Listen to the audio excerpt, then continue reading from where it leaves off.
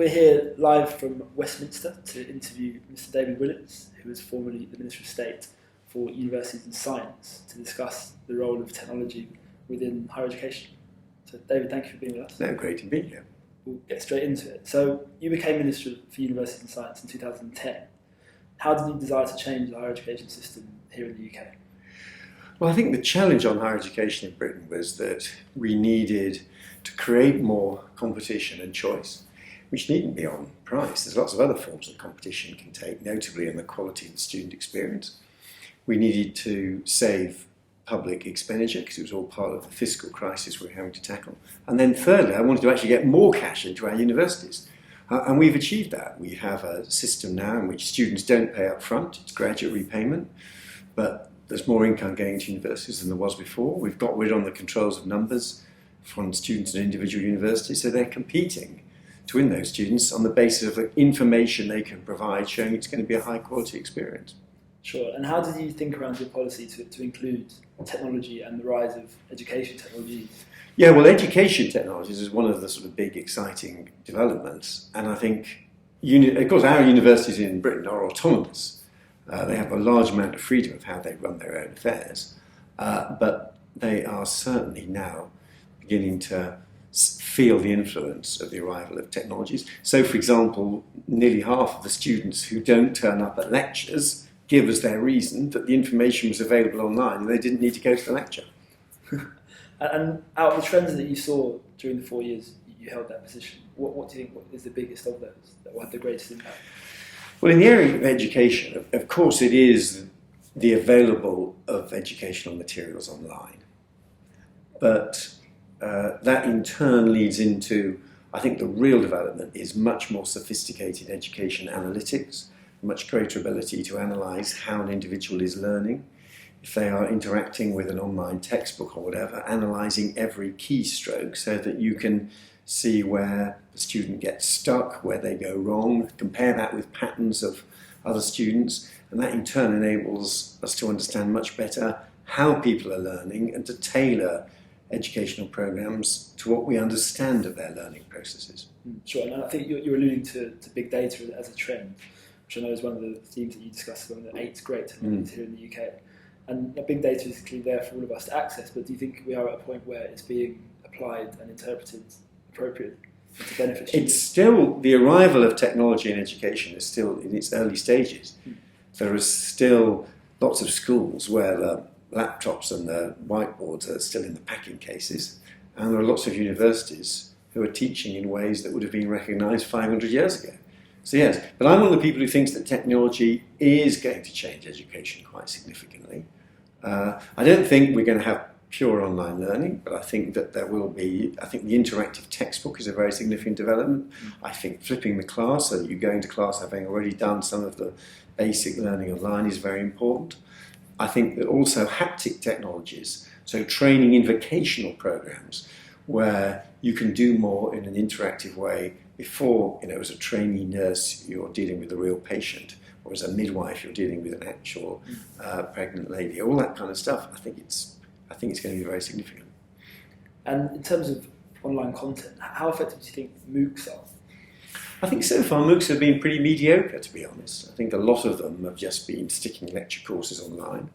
They haven't always had good production values. They haven't always taken the educational process forward.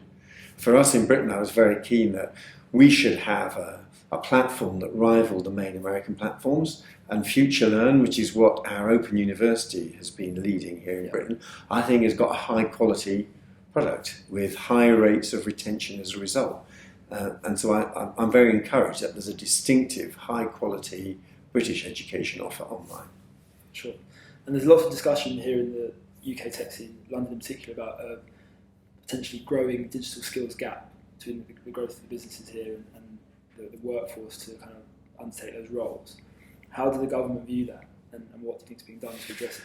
Yes, and it's very frustrating because, say, computer science courses at university actually have quite poor employment outcomes, despite the fact that employers say they're desperately short of people who are really good at computer science. And we're doing some of it at the school level. I think Raspberry Pi is another great British innovation we can be proud of and really helps get coding into schools. And then at the university level, we're seeing employers coming together to purchase and sponsor the kind of courses that would mean that students, they couldn't be guaranteed a job, could at least be guaranteed a job interview. Sure. And I suppose the follow-up to that is entrepreneurship, and everyone's aware of the impact entrepreneurship can have on recovery and growth of the economy. Do UK universities do enough to foster entrepreneurial endeavours or talent? Yes, and I think we mustn't beat up on our universities on all this. I think sometimes we beat up on ourselves as not comparable to the US. When I look at, for example, the number of university spin-outs relative to the size of the money going in on research funding, our universities per £1 million spent actually get more spin-outs than the US. Indeed, if anything, I worry we have excess spin-outs. There's too many companies that are vulnerable and fragile, being created too soon by people who want to share their entrepreneurial.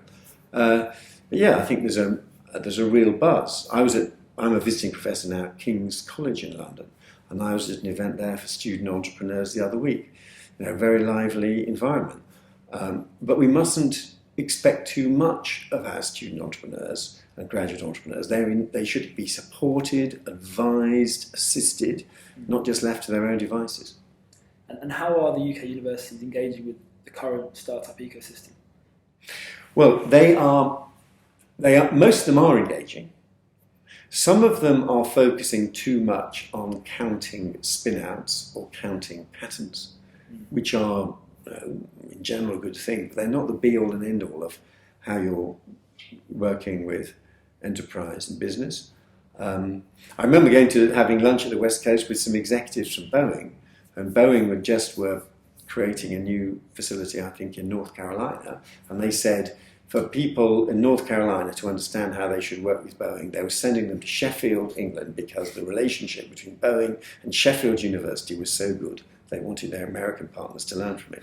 So yeah, I think we're doing well, but there's always more you can do. And a lot of it is stable, long-term relationships with businesses, including small businesses, not just patenting in startups. Interesting. Just talk about one of the policies that you worked on largely whilst during your time in this role, that of allowing foreign students to stay in the UK, having studied here without needing to get another visa. Where does that rank in your achievements?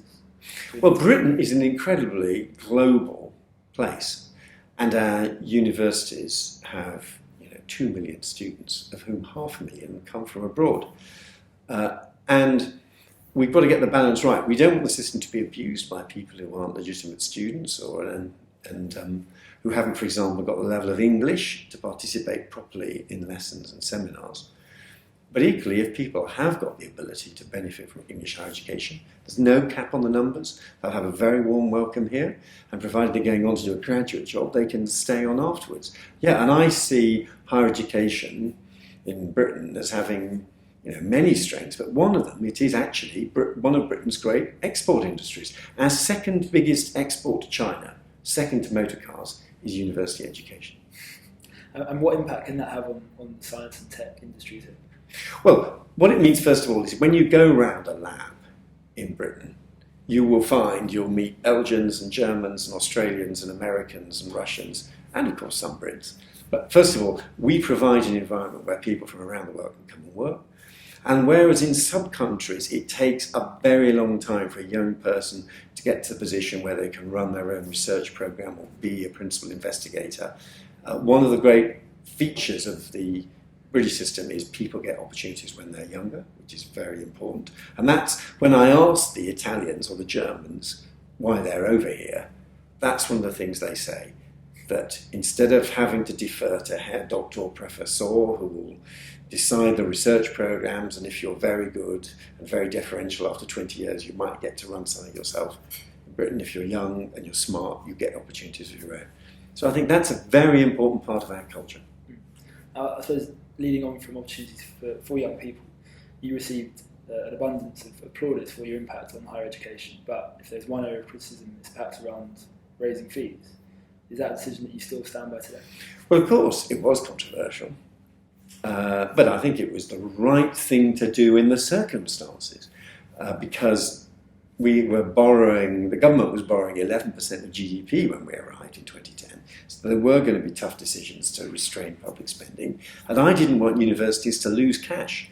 So we more than replaced the lost public expenditure with the fees and loan system. And of course, students don't pay these fees up front. It's not like an American system. It's a universal fees and loan system where you pay back through income tax if you can afford to do so. And I think that is a fair and progressive way of financing higher education. If you're in a well-paid job as a graduate, you pay back through income tax. If you're not in a well-paid job, you don't. Was there perhaps a way that we could generate some of those revenues from engaging better with alumni? Well, you can engage with alumni. That is a source of philanthropy for our universities, and I think we can do more there. But it's hard to see how funding universities on the kind of scale that is needed. That's why expecting students or as graduates to pay back, I think, is a fair way of doing it.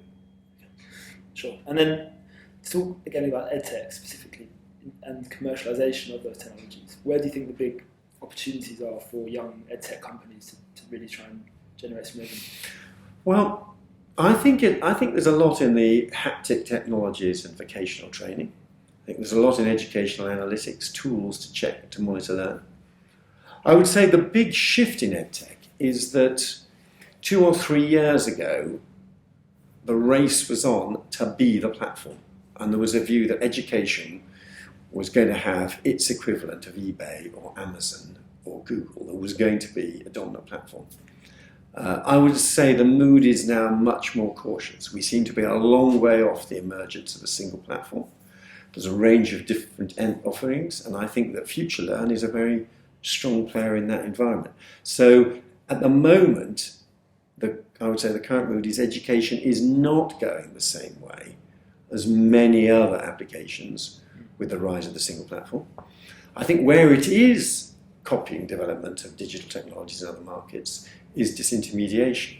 Yeah. And the form that disintermediation is taking is that some of the overseas agents who used to recruit for universities are being displaced because prospective students in Mongolia can do courses online at several different universities, giving them a sense of the characters of those universities and giving the universities an opportunity to assess them. So I think it's changing the way universities recruit, but as I say, we haven't yet got a single platform. I think another great trend to watch will be credentializing, the extent to which there are new forms of credentials which employers accept that displace the university degree. So if LinkedIn tracks your online learning, we may find the university degree is bypassed. I mean, that's not yet happened, but it's a trend to watch. Interesting. And how can UK universities remain globally competitive in the areas of science and technology? Well, I think they are very globally competitive already. We've just gone through the barrier where more than half of British researchers are working with researchers in a different country. So we are pretty open and global. In fact, I would say we probably are the most open and global of any major science nation. But we mustn't be complacent. It's why I was pleased that we were able to protect the science budget in cash terms. We've got a surge now of capital investment coming into public funding into science. We've got stronger partnerships with business investors than ever before. But there's a lot of high quality work going on around the world, and so we can never relax. We've always got to aspire to be the best. And finally, you mentioned your role at King's College now. How are you finding being on the other side of the table and actually being within one of these universities? Well, I love it, and it's a great privilege to be a visiting professor at King's College in London, which is one of London's great universities, and London in turn is one of the world's great centres for higher education. What I'm finding there is an enormous amount of high quality research going on. Sometimes there haven't always been the connections made to the policymakers here in Westminster and Whitehall, and I hope I can help make those connections. And I hope I can help some great researchers ensure their work is properly recognised and really has an impact. David, thank you very much. Thank you. Cheers. Very good.